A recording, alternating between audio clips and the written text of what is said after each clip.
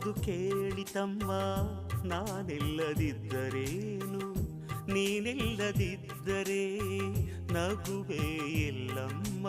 ಹೂವೇ ಇಲ್ಲದ ಲೋಕ ನಮಗೆ ಕಮ್ಮ, ನಗುವೇ ಇಲ್ಲದ ಲೋಕ ನಮಗೆ ಕಮ್ಮ.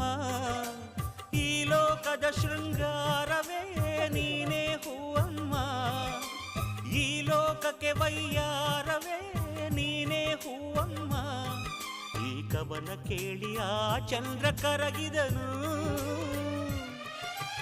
ಕನಸುಗಾರನ ಒಂದು ಕನಸು ಕೇಳಮ್ಮ, ಕನಸುಗಾರನ ಒಂದು ಕವನ ಕೇಳಮ್ಮ.